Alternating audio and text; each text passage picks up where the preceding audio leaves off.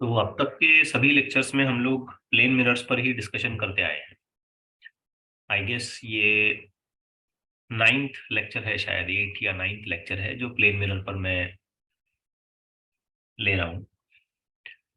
इसमें right from beginning reflection को समझाते हुए image formation, conditions of image formation, multiple mirrors, rotation of the mirror, deviation by a single और couple of mirrors, ये सारा अपना डिस्कशन हो गया। Field of view and so on. इसमें एक छोटा सा आर्टिकल हम लोग और ऐड करेंगे जो इस लेक्चर में मैं कवर करूंगा, और वो है image formation by incline mirrors. कल जैसे हमने देखा था deviation due to incline mirrors, एक से ज्यादा मिरर अगर हम ऐसे इंक्लिनेशन पे रखते हैं और फिर लाइट को इंसिडेंट कराते हैं तो कैसे उसमें डेविएशन क्रिएट होता है लाइट में। कल का पूरा लेक्चर यानी कि प्रीवियस जो लेक्चर है उस पर था, और कल ही के लेक्चर में हमने एक और आर्टिकल कवर किया था जिसमें पैरेलल मिरर्स अगर हम रखते हैं, टू पैरेलल मिरर्स, तो फिर उसमें इमेज फॉर्मेशन का क्राइटेरिया क्या होगा और कैसे इमेज के डिस्टेंसेस को हम आइडेंटिफाई कर सकते हैं आइदर फ्रॉम इंडिविजुअल मिरर और इमेज टू इमेज डिस्टेंस। तो ये सारा कैलकुलेशन या ये कह लीजिए कि ये सारा डिस्कशन हमारा हो चुका है। अब आज की क्लास में हम देखेंगे कि अगर इंक्लाइन मिरर्स पहले से रखे हुए हैं, ओके, जैसे कि मैं एक एग्जांपल के तौर पे यहाँ पे आपको बता दूं, ये एक कॉम्बिनेशन है मिरर्स का। यहाँ पर ये मिरर 1 है, ये मिरर 2 है, और दोनों मिरर्स के बीच में जो एंगल यहाँ हमें गिवन है वो 30 डिग्री है। 30 डिग्री आप अगर नोटिस करें तो that is going to be 30 degree. However यहाँ दोनों मिरर्स के बीच में एक ऑब्जेक्ट रखा हुआ है, और ये ऑब्जेक्ट फिलहाल जो रखा गया है ये अनसिमेट्रिकली रखा गया है। असिमेट्रिक पोजीशन मतलब है कि ये पूरा बाइसेक्टर पर नहीं है। ऑब्जेक्ट की पोजीशन से मिरर के वर्टेक्स पर यानी कि एज पर अगर हम एक लाइन निकालते हैं तो कुछ एंगल 10 डिग्री का बनता है और दूसरा जो एंगल बनता है ये 20 डिग्री का है। मीन्स ऑब्जेक्ट असिमेट्रिकली रखा गया है। नाउ द क्वेश्चन अराइजेस कि ऐसी सिचुएशन में कितनी इमेजेस बनेगी and how we can exactly get that answer.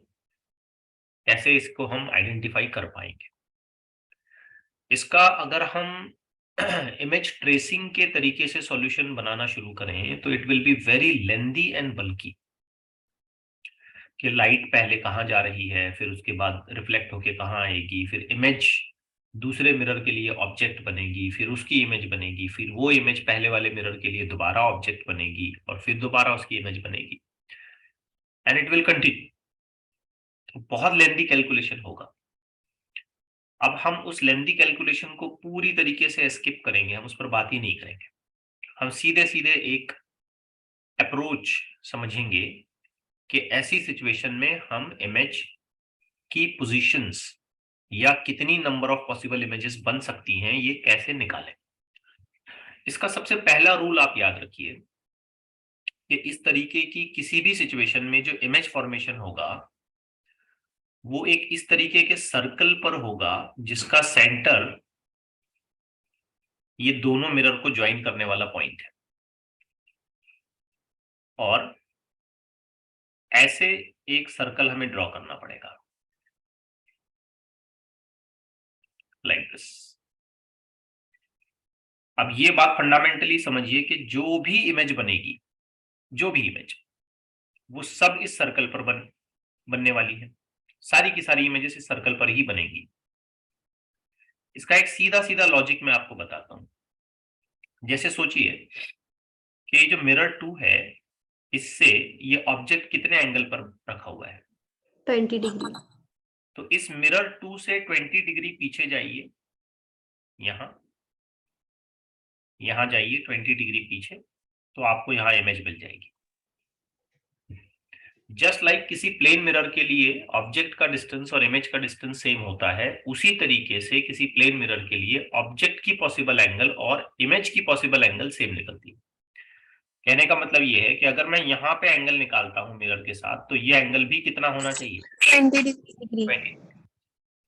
तो एक सबसे पहली फंडामेंटल बात आपको याद रखनी है कि अगर ऐसे कोई इंक्लाइन मिरर्स हमारे सामने हैं और ऑब्जेक्ट वहां पे रखा गया है, चाहे सिमेट्रिकली हो या अनसिमेट्रिकली हो, उसमें जो भी इमेजेस बनने वाली होंगी वो एक ऐसे सर्कल पर पोजीशन होंगी, ऐसे सर्कल पर उनका लोकेशन आएगा, ऐसे सर्कल पर वो बनेंगी जिसका सेंटर दोनों मिरर को ज्वाइन करने वाला पॉइंट होगा। और एंगल टू एंगल हमें सेम चलना पड़ेगा। जैसे इमेजिन करिए कि मैं इस मिरर 1 के लिए इमेज बना रहा हूं, तो मिरर 1 की यकीन माने इमेज यहां बनेगी, और अगर मैंने इस जगह पर ये करस्पॉन्डिंग एंगल मेजर कर लिया तो क्या 10 लगता है डिग्री। कितना 10 होना? डिग्री। 10 डिग्री होना चाहिए। और इस जगह पर अगर मैंने ये करस्पॉन्डिंग एंगल मेजर कर लिया तो कितना होना चाहिए? 20 डिग्री। अब फर्दर मोर और आगे क्या होगा पता है? ये जो इमेज है ये मिरर 1 में अगेन कैसे बिहेव करेगी? ऑब्जेक्ट। ऑब्जेक्ट की तरह। अब जरा सोचिए कि ये इमेज, जिसे मैं चलिए फिलहाल रेफर कर देता हूं I2 और इसको रेफर कर देता हूं I1, just for convenience, second mirror की इमेज। सोचिए मिरर 1 के लिए I2 क्या है? ऑब्जेक्ट। ऑब्जेक्ट कितने एंगल पर है? 50 डिग्री। 50। ये 20, 20, 40 और ये 10, 50। तो इसका मतलब ये है कि मिरर 2 से मुझे और कितना नीचे उतर के अगली इमेज बनानी पड़ेगी? 50 डिग्री। मतलब हो सकता है कि नेक्स्ट पॉसिबल इमेज मुझे यहाँ मिले और इसका करस्पॉन्डिंग एंगल कितना हो? Sorry, 50 degree. इसका करस्पॉन्डिंग एंगल आ जाए 50। 50 50, 50, 20, 20, 10, 50। अब सोचिए कि I1 मिरर 2 के लिए क्या है? ऑब्जेक्ट। ऑब्जेक्ट है, और वो कितने एंगल पर है? सोचिए जरा ध्यान से सोचिए, ये 10 है, 40 40, 10, सॉरी 20, 10, 10।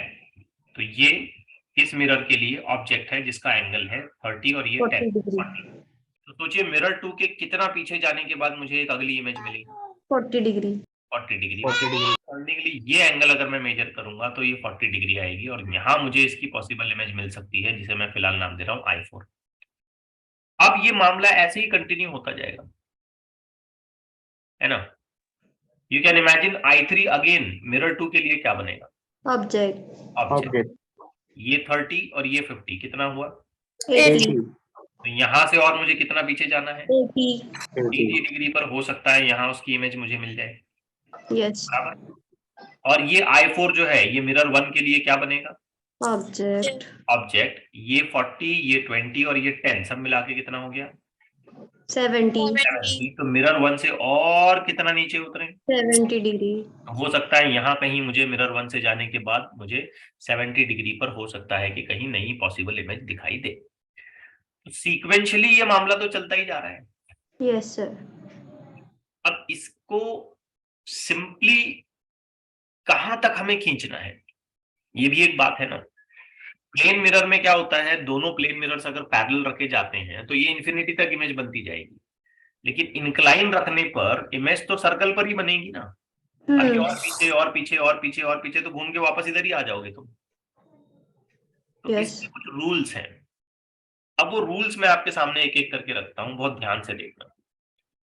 सबसे पहला ये रूल हमें समझना चाहिए कि जो भी इमेजेस बनेंगी उनके लिए ये कंडीशन क्लियरली वैलिड होनी चाहिए कि all the images formed they are supposed to lie on the circle whose center is the intersection of the mirror। बराबर। जो भी इमेजेस बनेंगी वो कहाँ लाई करने वाली है, कहाँ आने वाली है? सर्कल पर।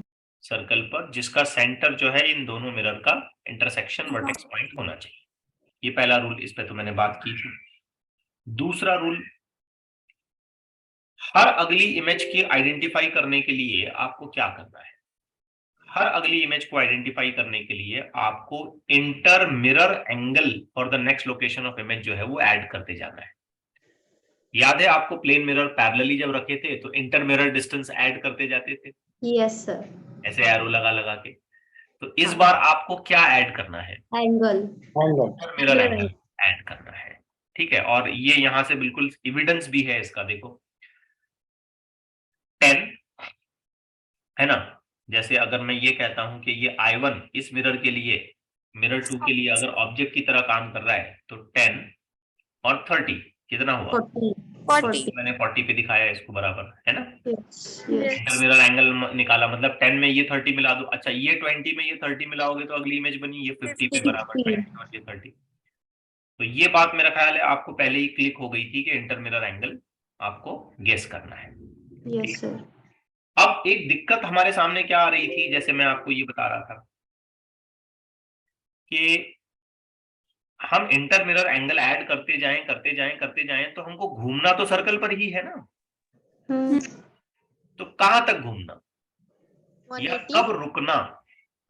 अब सर्कल में ऐसा घूमते जाएंगे तो घूम के वापस इधर ही आएंगे। तुम इसी ऑब्जेक्ट को दोबारा बोलेंगे कि ये इमेज है, फिर घूम के बोलेंगे वापस यही इमेज है, फिर घूम के बोलेंगे वापस यही इमेज है। मतलब एक ही इमेज को तुम दो दो तीन तीन बार कितना चालू कर दोगे फिर?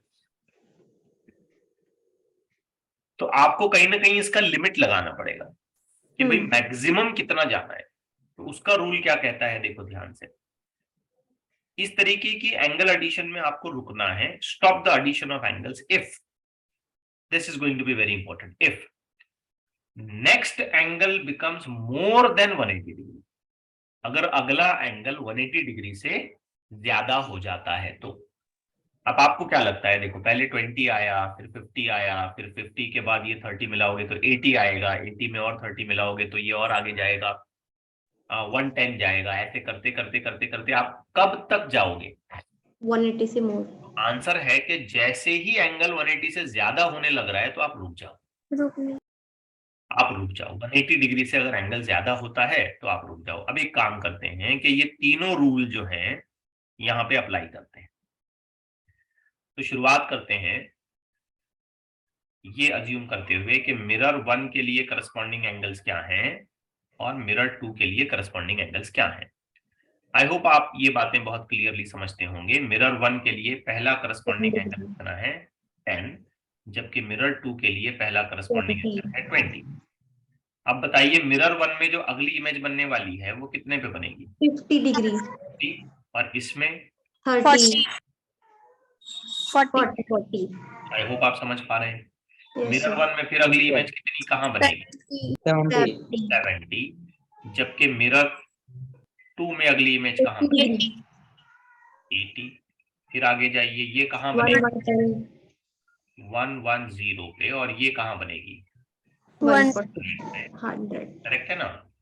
फिर ये कहाँ बनेगी? 130 130। और ये कहाँ बनेगी? 140 140। फिर ये कहाँ बनेगी? 170 170 और 170। 160 और ये फिर ये कहाँ बनेगी? 160 160। अब मैं और आगे कंटिन्यू करता हूं तो ये 190 हो जाता है, और ये और आगे कंटिन्यू करता हूं तो ये 200 होता है। तो क्या मुझे इन लास्ट की पॉसिबल एंगल्स को लेना चाहिए? नहीं मतलब हमें यहाँ रुकना है, इस जगह हमें रुकना है, क्योंकि हम फिर रिपीटेशन में आ जाएंगे। उसी इमेज को दोबारा गिनने लगेंगे, हम रिपीटेशन में आ जाएंगे। अब ऐसे करते जाओगे तब तो बहुत दूर जा सकते हो ना तुम। तो अब मुझे बताओ कि कितने पॉसिबल इमेजेस बनने वाले हैं। तो आंसर है 1 2 3 4 5 6 7 8 9 10 11 12। But let me correct you here, इसमें भी और एक चेक पॉइंट है।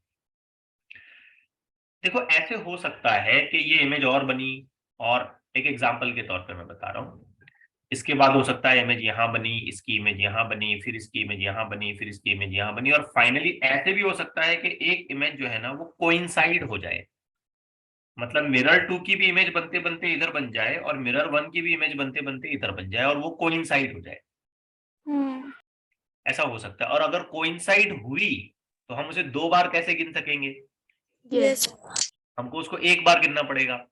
तो अब हमें ये पता कैसे चलेगा कि मिरर की इमेज जो है वो कोइंसाइड हो रही है? इसका भी तो कुछ रूल होना चाहिए, है ना। यस सर समझ आ रही है ना बात? कोइंसिडेंस की पॉसिबिलिटी समझ आई आपको? yes इसके जरिए इमेज बनती गई बनती गई बनती गई, यहाँ भी आई यहाँ भी आई, और मान लो यहाँ आ गई। और इसके जरिए भी इमेज बनती गई बनती गई बनती गई बनती गई, और मान लो उसी जगह पर आई जहां मिरर 2 की वजह से आ रही थी। अब ये कोइंसाइड हो गई। अब बताओ कितने इमेजेस बने? जैसे यहाँ गिनते हैं 1 2 3 4 5, इसमें 5 1 2 3 4 5। अब मैं इसे 2 बार कैसे गिन सकता हूँ? Yes, sir. yes क्योंकि वो एक ही जगह पर बन चुकी है ना, ओवरलैप हो रही है, कोइंसाइड हो रही है, तो मुझे उसे 2 बार नहीं गिनूंगा, मैं उसे 1 बार, एक ही बार गिनूंगा। तो यहां से गिनता हूं तो 5 और यहां से गिनूंगा तो 4, तो टोटल कितने हो गए? 9। 9 ऐसे तो हमें ये कंफर्म भी करना पड़ेगा कि क्या वाकई इमेजेस कोइंसाइड हो रही हैं क्या। yes अगर हो रही हैं तो काउंटिंग में एक घटाना पड़ेगा। अब जैसे एग्जाम्पल के तौर पे यहाँ कितनी इमेजेस बन रही हैं? 12. 12। लेकिन क्या पता हमें ये लास्ट के कोइंसाइड हो रहे होंगे तो एक काम करना एक कम करना पड़ेगा। अगर कोइंसाइड हो रहे होंगे तो हमें बोलना पड़ेगा 11 इमेजेस, और अगर कोइंसाइड नहीं हो रहे हैं तो हमें बोलना पड़ेगा 12 इमेजेस है। But how do we get to know कि कोइंसाइड हुई कि नहीं हुई? तो इसका एक रूल है, बड़ा सिंपल सा रूल है, ध्यान से देखिए। हम क्या करेंगे कि लास्ट जो इमेज बनी है दोनों की, उनके एंगल्स को ऐड करेंगे। ठीक है, लास्ट जो इमेजेस बनी है ना, उनके एंगल्स को ऐड करेंगे, और जो मिरर एंगल है उसको भी ऐड करेंगे। ध्यान से देखना, मैंने इसी एग्जांपल को शायद यहां लिया है। तो लास्ट के दोनों एंगल्स कितने कितने हैं अपने? 160 170 170 प्लस 160. 160 plus 30 mirror angle 30। अब अगर सब मिला के 360 आया, इसको ऐड करो, 360 आ जाएगा। Hmm. अगर सब मिला के 360 आता है तो इसका मतलब ये लास्ट के दोनों इमेज कोइंसाइड हो रहे हैं।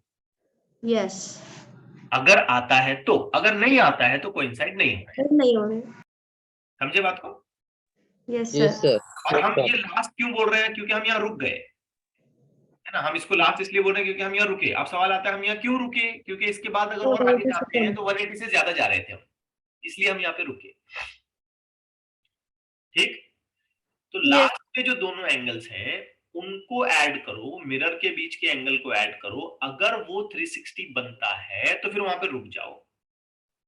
इसका मतलब ये है कि लास्ट की दोनों इमेजेस कोइंसाइड हो रखी हैं।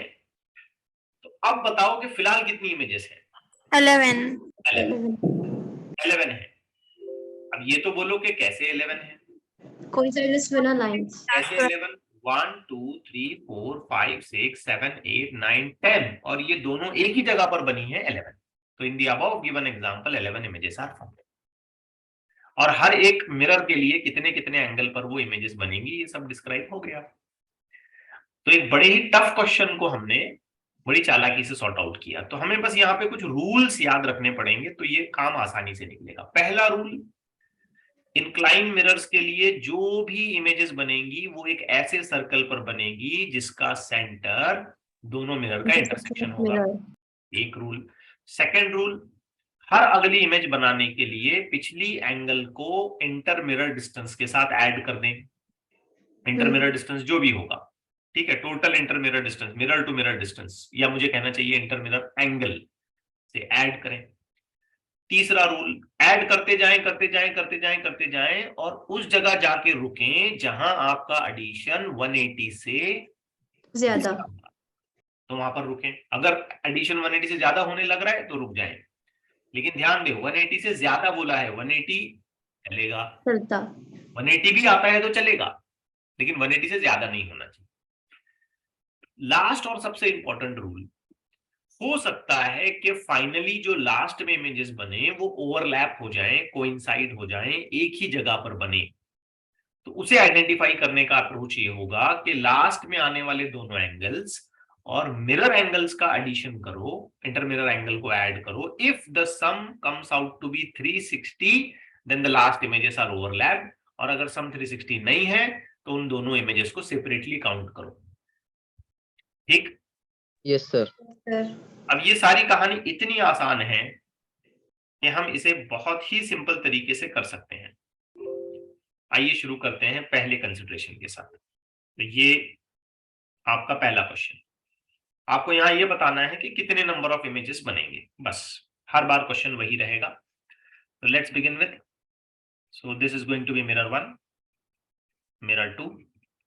बहुत केयरफुली देख करके बताइए कि दोनों मिरर के बीच में कितना एंगल है? 60 डिग्री 60। आप सोचें मिरर 1 का पहला जो इमेज पोजीशन होगा वो 30 डिग्री 30. होगा और इसका भी 30. 30 डिग्री होगा। अगली वैल्यू क्या होगी? 90. 90। 90. Very good. इसकी अगली वैल्यू क्या होगी? 90. 90. इसकी नेक्स्ट वैल्यू क्या होगी? 150. 150. Sorry for that, 150। इसकी अगली वैल्यू क्या होगी? 150. 150। इसकी अगली वैल्यू क्या होगी? 210. ओहो, 60 ऐड कर रहे हैं ना हम लोग। हाँ. तो जैसे ही 60 ऐड किया मैंने, क्या हो गया? 180 से ज्यादा है. 1 से ज्यादा हाँ. होगा। 210 मतलब 180 से ज्यादा हो गया। अगर 180 से ज्यादा हो गया तो क्या मुझे रुक जाना है? Yes. Yes. रुक जाना है। चलिए अब मैं गिनता हूं कितने इमेजेस बने, तो हम कहेंगे 1 2 3 4 5 6, but yet it is not confirm. हमको चेक करना पड़ेगा। लास्ट के एंगल 150 प्लस दूसरा एंगल 150 प्लस मिरर एंगल 60 सब मिला के कितना हुआ? 360 360 का मतलब ये दोनों Coincide. ओवरलैप कोइंसाइड होती हैं। तो कितनी नंबर ऑफ इमेजेस बने? 5. करेक्ट है ना? Yes, sir. Number of image is equal to 5। This going to 1 2 3 4 and ये एक ही है 5। आ गया? Hmm. आसान था। Yes, sir. आइए नेक्स्ट देखते हैं। ठीक से काम करें इसमें भी आप। मिरर 1 के लिए कैलकुलेशन करते हैं, सो एज मिरर 2 के लिए कैलकुलेशन करते हैं। मिरर 1 के लिए, 40. मिरर 1 के लिए 30. 30, मिरर 2 के लिए 40. 40। ध्यान से देखें, इस सिचुएशन में 70. 70 है। चलिए कहानी आगे बढ़ाएं। 110. 110. 110, इसके लिए 100. 100. 100। अच्छा, आप मुझे बता सकते हैं ये एरो का क्या मतलब है? Intermediate नहीं angle. नहीं, ये जो 100 डिग्री पर इमेज बनेगी उसका ऑब्जेक्ट ये 30 डिग्री पर है। मतलब इस इमेज को मिरर 2 में या मिरर 1 में बनने वाली इमेज को मिरर 2 ने दोबारा एज अ ऑब्जेक्ट इस्तेमाल किया और उसकी इमेज बनाई। कल भी मैं ये समझा चुका था आपको।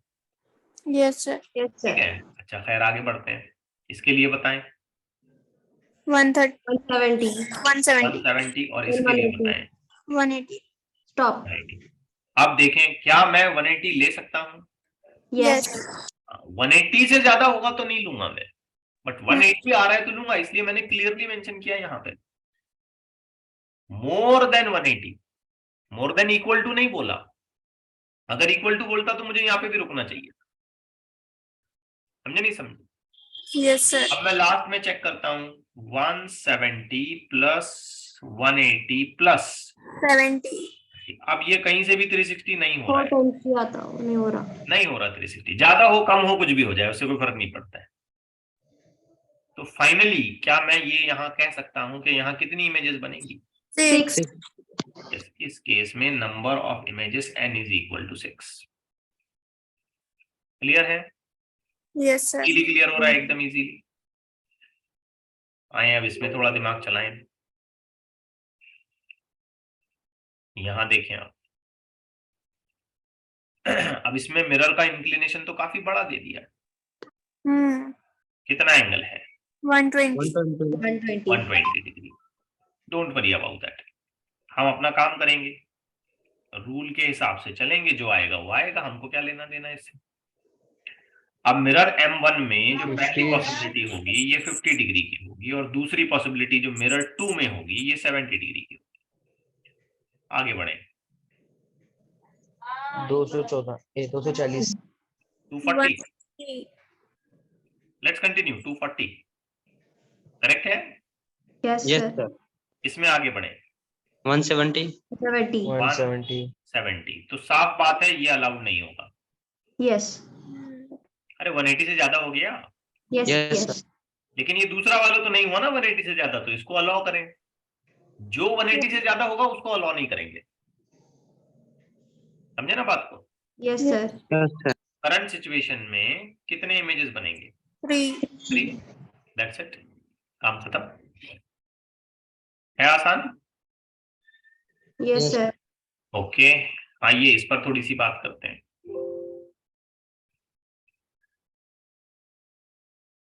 ये 3 अलग अलग अरेंजमेंट्स मैंने दे दिए आपको, 1 2 3। अब मुझे बताएं कि इन तीनों में कितने कितने इमेजेस बनेंगे। अब यहां तो क्लियरली 90 डिग्री बता दिया इसने, है ना, साफ साफ बोला है 90 डिग्री, बट यू सी इसने एंगल ही नहीं दिया अपने को। जो एंगल देना चाहिए था वो तो दिया ही नहीं। फिर अब क्या करें, फाइंड आउट। कैसे फाइंड आउट? यहां कर लेंगे, चलो ए ए। अब ये भी तो नहीं बोला कि ये ए है, इसके हिसाब से ये भी ए होगा, ये भी ए होगा, तो ये एक स्क्वायर बनेगा, बराबर बीच में निकालूंगा तो 45 हो जाएगा, Yes, sir. विल बिकम 45 मोर और लेस। ठीक है ना, तो पहला 45 45 बराबर। यस। चलो लिखते हैं, आपको इसको थोड़ा समझाता हूं मैं। मिरर 1 के लिए और मिरर 2 के लिए जो पहली पहली वैल्यू आएंगी वो तो 45 डिग्री पर आएगी, क्योंकि आप इसको बराबर काटोगे तो 45 डिग्री हो जाएगा ना। यस। अब अगली वैल्यू बता सकते हो मुझे? 135 90 ऐड करो, 135 135। इसके लिए क्या? 130. 135। आगे नहीं जा सकते, Hmm. बट आप अगर क्रॉस चेक करोगे तो 135 प्लस 135 प्लस 90, ये तो कितना होता है? 360. 360 होता है। मतलब ये दो नहीं है बल्कि एक ही इमेज गिनी जाएगी। Hmm. यस। तो करंट सिचुएशन में टोटल इमेजेस कितने बनेंगे? 3। अब अनसिमेट्रिकली रखे तो भी 3 बनते, ये बात याद रखो। 90 के केस में ऐसा होता है कि अगर तुम उसको अनसिमेट्रिकली रखोगे तो भी 3 बनेंगे। जस्ट इमेजिन करो कि तुमने इसको ऐसे रखा कि एक तरफ से 60 बन रहा है, दूसरी तरफ से 30 बन रहा है। चलो इमेजिन करो, तो यहाँ M1 के लिए और M2 के लिए कैलकुलेशन शुरू हो गया। M1 नीचे वाला मान लेते हैं, कितना आया? 60 ये कितना आया? 30। 90 ऐड करो, 120। 90 ऐड करो, 150. 150। सही है, 90 ऐड करेंगे तो तुम तो 360 से ज्यादा, 180 से ज्यादा चले गए। यस। इसमें 90 ऐड करोगे तो 180 से ज्यादा चले गए। अरे हाँ या ना? Yes, sir. Yes sir. अब लास्ट में चेक करो कि ओवरलैप हो रहा क्या? 120, 150, हो रहा सर। 90 कितना हुआ? 3 120 150 कितना हुआ? 270, 90 360. 360। मतलब ये दो नहीं बल्कि एक इमेज है। Hmm. नंबर ऑफ तो इस इमेजेस सिचुएशन में भी 3 आएगा। तो एक फंडामेंटल बात क्या पता चली हमको कि 90 डिग्री पर अगर मिरर रखे गए हैं, ऑब्जेक्ट सिमेट्रिकली हो या अनसिमेट्रिकली हो, बराबर बीच में रखा गया हो बाइसेक्टर पर या कहीं भी रखा गया हो, टोटल इमेजेस जो मैक्सिमम पॉसिबली बन सकते हैं वो 3 ही बनेंगे। Yes sir. अब यहां गड़बड़ करी है मैंने, यहां कितने इमेजेस बनेंगे? 2. सोच समझ के आंसर करना। 0 2 इज द करेक्ट आंसर। 0 कैसे भाई? सामने ऑब्जेक्ट रखा तो इमेज तो बनेगी बनेगी। अब यहां जो भी लाइट जाएगी ना, ये टकरा के वापस नहीं आएगी। वापस नहीं आएगी। अब यहां से जो भी लाइट जाएगी ये टकरा के वापस मिरर, दूसरे मिरर पे आएगी ही नहीं। यस 2 लाइट रिफ्लेक्शन के बाद किसी सूरत में अगर दूसरे मिरर पे पहुंचती है तो इमेज कैरी ऑन होगी, Hmm. इमेज की इमेज मिलती जाएगी। लेकिन अगर लाइट की सिचुएशन ही ऐसी है कि रिफ्लेक्ट होने के बाद वो दूसरे मिरर पर आने का चांस ही नहीं है, तो हर एक मिरर अपनी अपनी एक ही इमेज बनाएगा। Yes, sir. हाँ या ना? सर। तो इस पर्टिकुलर सिचुएशन में सिर्फ 2 इमेजेस बनेंगे। Yes sir. ठीक है, हाँ सर। चलिए लेट्स टेक अनदर क्वेश्चन। ये शायद डेविएशन वाला क्वेश्चन इधर आ गया, but let's take it. Notes में है, मैं कैरी कर रहा हूं वहीं से illustration. A ray reflected successively from 2 plane mirrors inclined at an angle undergoes a deviation of 300 degrees. अच्छा, तो ये पूछ रहा है कि कितनी इमेजेस बनेगी, है ना? तो इसने हमको डेविएशन बताया और वो डेविएशन जो है ये 300 डिग्री का है। अब 2 मिरर्स को अगर इंक्लिनेशन पर रखा जाता है तो उनका जो डेविएशन आता है वो आता है 360 minus 2 360 minus 2 थीटा, करेक्ट है। Yes. करंट सिचुएशन में डेविएशन कितना है 300, 360 minus 2 थीटा, इसका सीधा मतलब है 30 degree theta. 2 theta is equal to 60, यानी कि theta is equal to 30 degree. 30 तो इस सिचुएशन में हमसे ये कहा जाता है कि दो प्लेन मिरर्स जो ऐसे रखे गए हैं उनके बीच का जो थीटा एंगल बन रहा है वो 30 डिग्री। और ऑब्जेक्ट जहां कहीं भी रखा गया हो, इससे कोई फर्क नहीं पड़ता है, ऑब्जेक्ट कहीं भी रखा गया हो, सिमेट्रिकली या अनसिमेट्रिकली। अभी अभी हमने ये प्रॉब्लम सॉल्व किया, अगर तुमको हमने ना अभी अभी ये प्रॉब्लम सॉल्व किया, ये देखो दोनों मिरर्स के बीच में कितना एंगल है 30। कितनी इमेजेस बनी 11। 11, लास्ट वाली इमेज कोइंसाइड हो रही थी। Yes. So these are always a kind of standard answers, याद रख लेना चाहिए, ठीक है। Yes, sir. अब मेरे मन में एक और बात आ रही है कि क्या हमें हर बार इस तरीके से एक स्कीम का हेल्प लेना पड़ेगा कि भाई कितनी इमेजेस बन रही हैं, या इस तरीके की एक पूरी स्कीम हमको हर बार ड्रॉ करते बैठनी पड़ेगी? क्या और सिंप्लीफाई हो सकता है ये सारा मामला? क्या हम और जल्दी से ये समझ पाएंगे कि इमेजेस कितनी बनेंगी? तो आंसर है यस, हम ये समझ सकते हैं। इसका एक और कैलकुलेशन बेस्ड शॉर्टकट है, ठीक है, बहुत ही आसान कैलकुलेशन बेस्ड शॉर्टकट जिसे मैं कहता हूं। इसमें हम क्या करेंगे कि जो भी प्लेन मिरर का इंक्लिनेशन है थीटा, पहले हम उस थीटा को देखेंगे कि वो थीटा कितना है, और फिर हम एक फैक्टर निकालेंगे, हम एक फैक्टर कैलकुलेट करेंगे जिसे हम कहेंगे 360 डिवाइडेड बाई थीटा, और इस फैक्टर को हम नाम देंगे m। जैसे जो भी थीटा हो, जैसे फिलहाल के केस में ये थीटा 30 है, तो मैं 360 डिवाइड बाई थीटा कर दूंगा, आया समझ में? Yes yes sir. और उसका मैं कैलकुलेशन करूंगा और उसे मैं क्या कहूंगा m। अब फिर मैं कुछ रूल्स बनाऊंगा, जैसे rule number 1, if m is even number, m कैसा है इवन इवन नंबर है, तो इस रूल नंबर 1 के दो पार्ट्स बनेंगे। केयरफुली सुनना, रूल नंबर 1 के दो पार्ट्स, जैसे कि ऑब्जेक्ट को सिमेट्रिक रखा गया है या असिमेट्रिक रखा गया है। ऑब्जेक्ट को सिमेट्रिक रखा गया है का मतलब क्या है बराबर।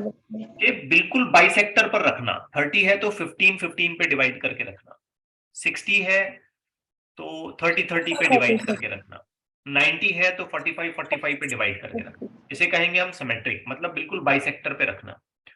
असिमेट्रिक का मतलब है कि बाइसेक्टर पे न रखते हुए आजू बाजू में कहीं भी रखना। अब जैसे 30 है तो 10 20 पे डिवाइड कर दिया, या 5 25 पे डिवाइड कर दिया, या 60 है तो 20 और 40 पे डिवाइड कर दिया। ऐसे रखा तो वो असिमेट्रिक कहलाएगा, और बराबर बाइसेक्टर पे रखा तो वो कहलाएगा symmetric.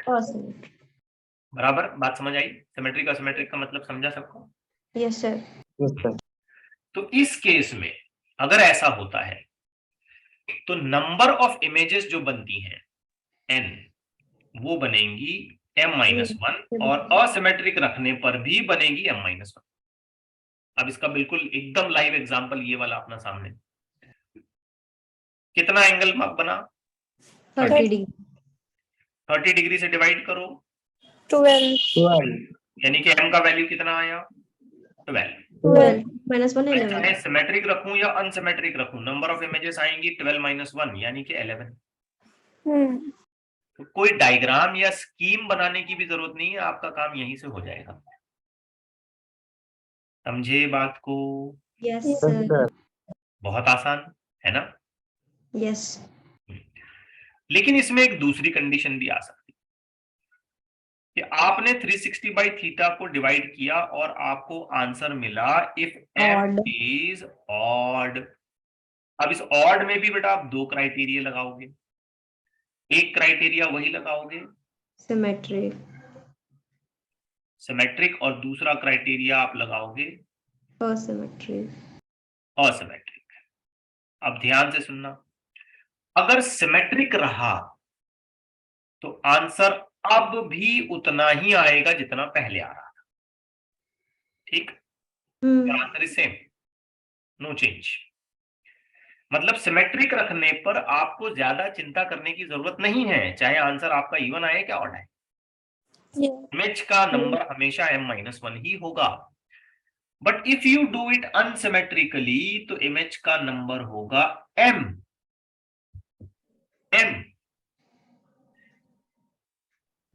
Right, Yes, sir.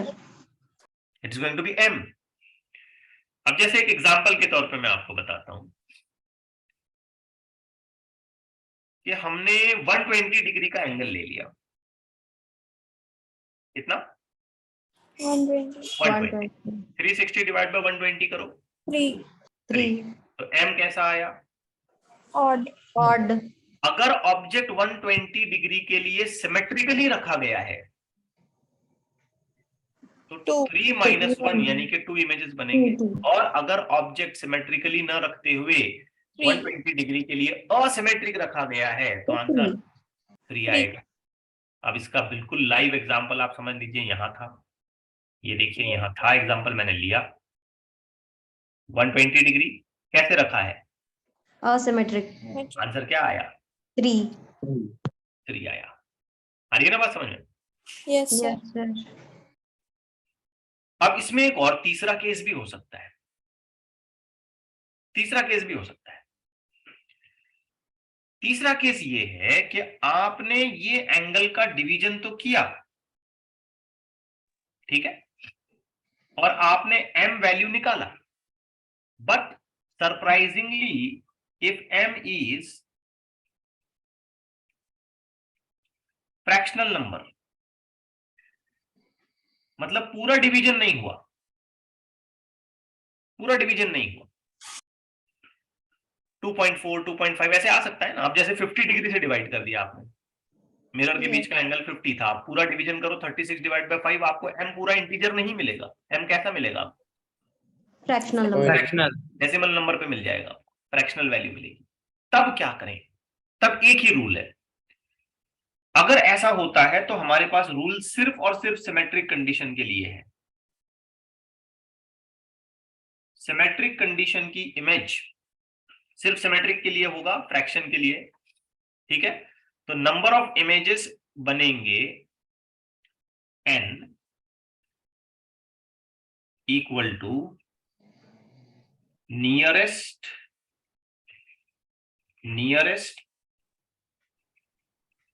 Even integer number. क्या वैल्यू बताई मैंने? Nearest Even integer number. Even integer number. Let me give you a very simple example. 75 degree ले लो आप, थीटा को कितना कर दो, एक एग्जांपल यहां पे साइड में रख रहा हूं, थीटा को कर दो 75 डिग्री। अब डिवीजन करके बताओ 360 डिवाइडेड बाय 75, आंसर बताओ। 4.8. 4.8 है। 4.8 ना तो प्योरली इवन में आया ना ऑड में आया, किस में आया? Fractional number. फ्रैक्शन में। सिमेट्रिक आर्गुमेंट का आंसर है हमारे पास, असिमेट्रिक का नहीं है, ठीक है, डोंट आस्क दैट। तो बहरहाल क्या आया? 4.8। 4. तो क्या आप मुझे बता सकते हैं कि इस सिचुएशन में कितने इमेजेस बनेंगे? 5. 5. 4. 4. Four. जो लिखा वो तो पढ़ो, क्या लिखा मैंने? Even. 4. नियरेस्ट, क्या लिखा मैंने? Nearest Even integer. Even number, nearest even number बोला मैंने, नियरेस्ट इवन नंबर। तो 4.8 का सबसे नियरेस्ट इवन नंबर क्या है? मैं से 5 करूंगा तो ऑड हो जाएगा, Yes, sir. क्या करना पड़ेगा? 4। तो ऐसी सूरत में मैं कहूंगा कि 4 इमेजेस बनते हैं। एक और एग्जांपल लेते हैं, ठीक है। मान लेते हैं कि हमने लिया थीटा 111.5, अब डिवीजन करते हैं 360 डिवाइडेड बाय 112.5 सॉरी, और इसका आंसर मुझे मिलता है 3.2। अब बताएं कितने इमेजेस बनेंगे? 4. 4 बनेंगे। अच्छा, 4. क्यों? 4. 4 ये इवन नंबर ज्यादा नजदीक है या 2 ये इवन नंबर ज्यादा नजदीक है? 4 तक जाने के लिए मुझे खाली 0.8 का 4 एडजस्टमेंट ज्यादा नजदीक है ना, तो 4 will be the more nearest number integer. तो Yes, इसका sir. मतलब इस सिचुएशन में भी कितने इमेजेस बनेंगे? 4 4. तो ये रूल थोड़ा सा कॉम्प्लेक्स है, इसे अच्छे से याद रखें। अगर m का आंसर आपका फ्रैक्शनल आ जाता है और सिमेट्रिक केस के लिए ही इसे हैंडल किया जाएगा, अगर असिमेट्रिक आता है तो क्या करें? तो पूरी स्कीम बनाओ, फिर पूरी स्कीम बना लो। मैथमेटिकली उसको यहाँ पे मैं शॉर्टकट नहीं कर पाऊंगा। तो इस सिचुएशन में नियरेस्ट इवन इंटीजर नंबर ही हमारा आंसर होगा for the number of images. Clear है? ये मैं रब आउट कर देता हूँ, Yes, ये sir. नोट्स में अननेसेसरीली यहाँ पे नहीं आना चाहिए। ओके, अब एक लास्ट पॉइंट बच गया, फोर्थ रूल मैथमेटिकल कैलकुलेशन का। एंड आई गेस जो फोर्थ रूल है वो इतना आसान है कि आप उसे खुद सीधे सीधे समझ पाएंगे। Rule number 4, if theta is equal to 0 degree, inclination ही खत्म कर दिया हमने, दोनों मिरर्स को पैरेलल कर दिया, तो कितने number of images? Infinity. Infinity. Infinite, many and many and many and many and many. अब ये कुछ एग्जांपल्स मैंने टेबुलेटेड फॉर्मेट में यहाँ पे रखे हैं, आप इन सभी एग्जांपल्स को गिवन कंडीशंस पर मैच करा के चेक करिए। ये मैंने थीटा की वैल्यूज बताई, ये m की वैल्यूज बताई। यहाँ पे ऑब्जेक्ट को अगर असिमेट्रिकली रखा गया तो क्या आंसर्स आएंगे, सिमेट्रिकली रखा गया तो क्या आंसर्स आएंगे। Let me tell you in a very quick glance कि जब जब m का वैल्यू इवन आया है, जब जब इवन आया है, चाहे सिमेट्रिकली रखा जाए चाहे अनसिमेट्रिकली रखा जाए, आंसर m-1 ही आया है। 12 के लिए 11 11, 8 के लिए 7 7, 6 के लिए 5 5, 4 के लिए 3 3, बराबर। Yes, sir. Yes, sir. तो आंसर इवन आया तो कोई टेंशन नहीं है, जितना भी आंसर आया उसमें एक माइनस करो, ऑब्जेक्ट सिमेट्रिकली हो या अनसिमेट्रिकल हो, योर आंसर इज डन। अब जब जब कैलकुलेशन के बाद m का आंसर ऑड आया है, ये ऑड, तो सिमेट्रिकली के लिए आंसर आएगा m-1, जबकि असिमेट्री का आंसर सिर्फ m। Yes. सिमेट्री का आंसर m-1 और असिमेट्री का आंसर m। तो ये देखिए 5 के लिए 5 बट सिमेट्रिकली 4, 3 के लिए 3 असिमेट्रिकली और सिमेट्री के लिए 2।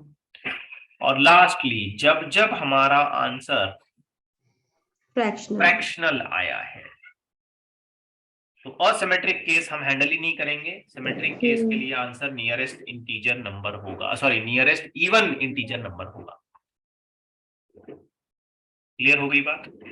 Yes, sir. Yes, sir. तो ये था प्लेन मिरर, यहाँ प्लेन मिरर पूरा हो जाता है। ओके, अब अगली क्लास में हम शुरू करेंगे कर्व्ड मिरर। रुक जाए फिर यहाँ पे।